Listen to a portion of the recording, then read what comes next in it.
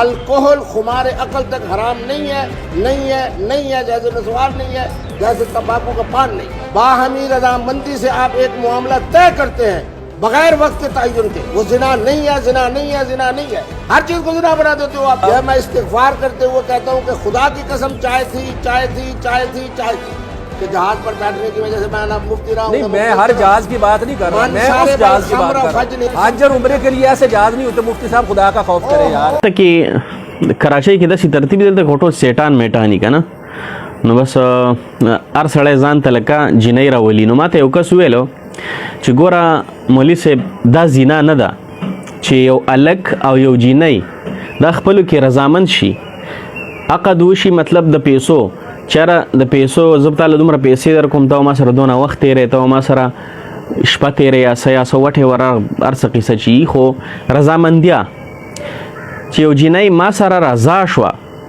نو دا زنا نه ده. ما ورته ویل تېره کوم ځای نه وې تاسو څه دلیل دی چې دوی دا زنا نه ده؟ نو ما ته وایي چې ما سره د یو مفتي بیان شته که نه؟ نو ما ویل خدای خیر کړي، د کوم مفتي بیان دی ورسره؟ چې بیان یې راواړو مفتي عبدالقوي. وایي دا مفتي عبدالقوي دا چې کوم دی دا وایي چې الک او جینۍ دا دواړه رضامند شي په خپلو کې دا معامله طی شي نو وایي دا زنا نه ده. نو ما ورته ویل چې زنا څه شی دی؟ ویل زنا هغه ده چې الک او جینۍ رضا نه وي نو بس مطلب زنا وکي نو دې ته وایي زنا وایي.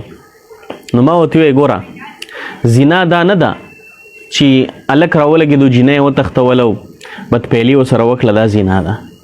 زنا هم دغې ته وایي چې یو جینۍ ستا په نکاح کې نه ده، یو جینۍ ستا په نکاح کې نه ده، تا دپاره حلاله نه ده او ته د سره دا غلط کار کې، دې ته زنا وایي. دا زنا ده. دا ته چې کومه خبره کې دا خو جبر شو، بیا خو د زنا نه خبره ووته، بیا چې دا کم مطلب دا غلط کارونه کیږي دا خو بیا ټول د زنا نه ووته، بیا خو دا زنا نه شوه. بیا خلک ودونه ولې کوي؟ بیا پکار ده چې خلک ودونه نه کوي ځکه چې واده وکړي نو په سره شپېته اویا غمونه شي، بچي سنبالوه، کور ته دا راوړه، کور ته هغه ویسه، کور ته دا ویسه. نو دا د دې نه خو بیا بهتره ده چې ته دا زنا نه ده او مفتي عبدالقوي په فتوا باندې عمل کې چېرې دا زنا نه ده. نو بیا خلک دا ودونه ولې کوي چې خپل ځان له دا مازغه وخوري. بیا پکار ده چې دا خلک دغه بس د رضامندۍ لاره اختیاروي او خپل خواهش پوره کوي. نو چې زنا نه ده نو بس خپل کار دې پوره کوي. نو دا زنا ده. دا اوس د پنجاب مفتي عبدالقوي دی چې پنجابیان د ده په فتوا عمل کوي، وایي الک او جینۍ چې رضا شي نو دا زنا نه ده. استغفر الله. دا اوس وګوره دا حال دی زمونږ مسلمانانو، دا حال دی. ښه دا چې کوم دی دا مفتي عبدالقوي دا د دې هسټري خو ټول خلکو ته معلوم ده چې دا د حریم شاه سره ګیر شوی دی، د دنیا جنکو سره ګیر شوی. دا ځان له خپله لار ګوري د خپل ځان دپاره چې یاره زه د زنا نه بار شم، زه د زنا نه بار شم. نو کله څه پته ورکوي او دا لکه مفتي نه دی مړه، مفتي داسې نه وي. دا مفتي دی، مفتي دا خو ټوله ورځ جینکۍ چلی، د جینکو سره ناست پاسي او دا انکران دا پنجابیان نه دي، دا ورپسې ځي مفتي صاحب دا څنګه او مفتي صاحب دا څنګه او مفتي صاحب څنګه. نو زنا د زنا چې کوم دی ډېر زیات وعیدات راغلي دي.